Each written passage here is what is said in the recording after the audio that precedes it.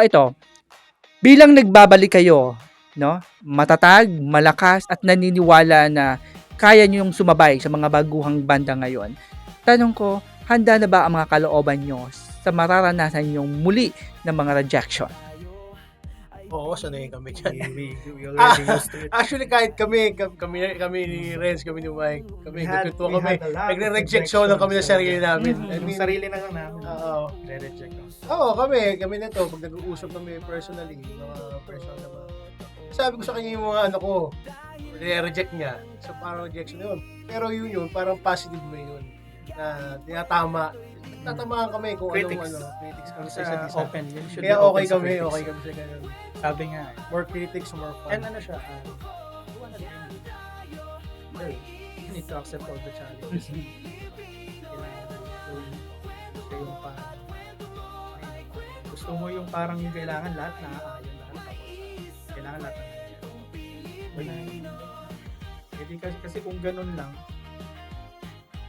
tumugtog. Well, pwede ka tumugtog pero huwag kang mangarap ng malaki kung hindi mo kaya.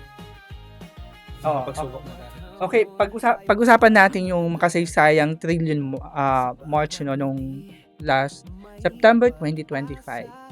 Kayo ay naging bahagi, no? By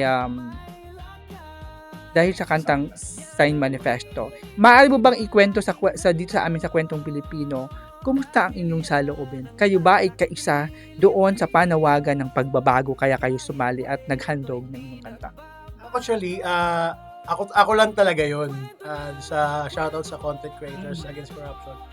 Kasi kaya ako umano doon. Parang nakita ko yung org na kahit anong paniniwala mo, kahit sino ka, kung ano man kinakapagawa mo sa sarili mo, ano man yung that's the thing. Parang kaya ako gumawa kami nung sign na manifesto.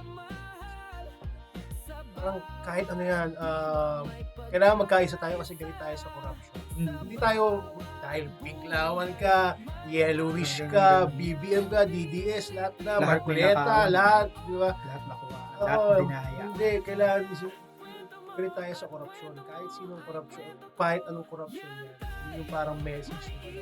You need to sign a manifesto about changes. Nakakatawa kasi pinatutugtog sa hindi na siya nakapunta no, lalo ito kasi medyo ika pa siya. Ako lang yung nakaano. Kaya nakakatawa. Bigyan ng chance. Parang yun yung malaking isang mga big break. Sila yung startup. Nag-join pero ibang join ka pa. Ibang araw siya eh. Hindi pala siya Isa siya pumunta. doon. So yun, parang nakakatawa. Yung parang actually isang linggo lang ata yun. Parang ginawa ko ata yung kata parang after the org meeting.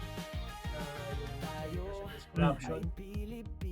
Tapos pag uwi, gumawa ako agad. Kailangan merong pinarinig ko sa kanila, okay naman. Sinabi ko yung adikain ko. Okay naman. Okay. Pwede mo bang iparinig sa amin sa Kwentong Pilipino ang ilang linya mula sa sign sa kantang ito? Yung kasi may lyrics na we talk about mass contractors, wow builders, ghostly projects, flood controls and evolution, content creators against corruption, a megaphone for the people. So let's go. Sign the manifesto for a brighter day. Yung parang part ng song. Brown beat siya. Tapos parang kaya walang instruments sa part na yun. Kasi ine-emphasize namin. Kasi parang binabasa yun. Binabasa yun na parang Megaphone for the people. Sigaw siya eh. Parang ang target namin doon once na makilala yung kanta, yung specific part na yun, sasabay yung mga audience. That's the time that the people will feel that they are belong to the song kasi nagkakaisa eh. Nagkakaisa doon sa kanta. Gusto ko yung chorus Yun na yung maganda. yung sign ng manifesto for the brighter day. No colors of division fades away.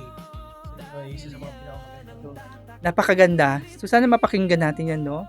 Yung sign manifesto niyan. Okay. Anong pinagkaiba niyo sa ibang banda? Siguro kami, pinagkaiba. Meron naman. Siguro pinagkaiba namin wala pa akong pera. Hindi, joke lang. Hindi, pinagkaiba siguro, mas passionate kami sa passionate. Sabi namin, kahit na maraming tema, may kanya-kanyang mga problema sa buhay, pero still, yun yung nagpapatibay sa amin. Yung saka siguro, yung pushing the limits kami. Parang kahit saan kami, kahit ano yan, kung may kulang, gagawa natin ng paraan. Ganun kami, hindi kami yung lang ganito. Huwag na tayo tumuloy. Hindi kami sumasabay sa uso. Ako, ano yung gusto namin Yun. timpla Wala namin? kaming Na parang hindi namin inaayaan parang lamunin kami ng ego na hindi ba gusto nyo pagawin mo? We're like this. Ano yung brand namin when it's done?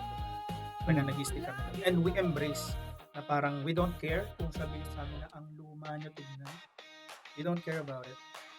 kasi pagka laging yun napapansin ko pagka nag-gig kami laging, nakarinig yung mga Gen Z ng 90s, gano'n lagi. Sabihin, ang luma tayo, walang ganito. I mean, we're not sure, but hindi kami yung parang talagang yung nag-showcase talaga ng such skills. We're more of like, we want to deliver the message. We want to, they are belong to us. And at the same time, gusto rin namin nilang makita na we're also, yung kami, we're also the instruments of yung kanta na yun mismo. Kasi isa lang din kami sa nag-e-enjoy sa kanta na. Ito lang kami. Kami lang yung ginawang material para mapatugtog yung kanta, pero isa lang rin kami sa kanila nag-e-enjoy sa kantang nagawa. Hanggang kailan kayo mananatili sa mundo ng musika? Forever na yun. It's a matter of support kasi Wala na, siguro, kahit maghiwa-hiwalay siguro kami, music pa rin Pero, ending, babalik pa rin, music pa rin, ganun. Saka sobrang swerte ng mga musician. I mean, nun tayo, sa totoo na lang tayo. There's a lot of relationship na nagiging away talaga yung banda na yun. Away yan. Parang most of the time, pinagtatalunan niya kasi some people parang they're not believing sa kaya ang saswerte ng mga musikero na nakahanap ng partner importante sila. Di pa kahit pamilyado na sila as long as nagkakaroon sila ng time management sa partner. Kasi magagawa naman ng paraan yan. Let look at kami nag-final concert sila to give time to their family. But still, bumalik sila, di ba? It's all a matter of lang, na parang yung priorities mo lang na bumawi ka. Bawi ka pa rin sa family mo kasi itong mga talagang sikat talaga kumarera kasi. Pag kumakarera yung career mo, kapag ka meron ka supportive na partner talaga, ayaw din niya na maging sagabal siya sa'yo diba? So, ang swerte nung pero yun sa amin, hindi maalis sa amin. Okay, maalis sa amin. Tahasang tanong, sa punto ba ng pagbabalik nyo, nasa punto rin kayo na naghahabol kayo? Siguro naghahabol ng recording. Kasi talaga parang, ito yung parang, ito na yung sinasabing naghahabol na oras. Kasi yung oras na parang, syempre, may mga kanya-kanya kami priorities. Sa dami ng mga kanta namin, hindi namin alam kung ano yung uunahin. I mean, syempre, we're using the studio, matakbo ang metro, central business, diba? So, kumukuha kami ng tempo on how na parang tayo. Ganun yung reality na we are thankful so much sa buong mundo. Niyakap niya kami. Parang naniwala siya. Kaya yun yung parang naging namin. Hanggat may naniniwala sa amin. Gagawin namin. Kahit gano'n pa kalayo yan, kahit gano'n pa Ayun, siguro yun lang. We also don't care about the age din. Wala kang pakialam mo yun. Hindi ko naghahabol. Mahal namin yung ginagawa namin. Yung siguro naghahabol lang kasi nga kung ano yung unahin. Yun na, literal. Ganun, literal. Kasi katulad niya, kanina, naabutan mo nga sa amin. 4 yung nire-rehearse namin. We're planning kasi, parang ito kasi yung goal namin. We're doing the second Oh. Talagang Limang kanta sa Spotify. Tapos release kami like 10 songs. Mhm. Sa 10 to Plaka. 12 songs. 10 to 12 songs. Hopefully, magkaroon kami ng album launching. Ang plano this year. Talaga, yun ang hinahabol namin. Kailangan Oo. matapos. Yung year na to. Mhm. Pero about age, about life, Ah, we are okay. enjoying it. O sige, pag-uusapan natin yung bago nyong album no mamaya. Pero babalikan ko yung unang 4 na kanta nyo, no. Sunflower, Laya, TYM, and Paalam sa Tabi Ko. Maaari nyo bang ikwento sa kwentong Pilipino ano ang pinaghuhugutan ng mga kantang ito? Saan ito tumutukoy yung mga kantang ginawa ninyo?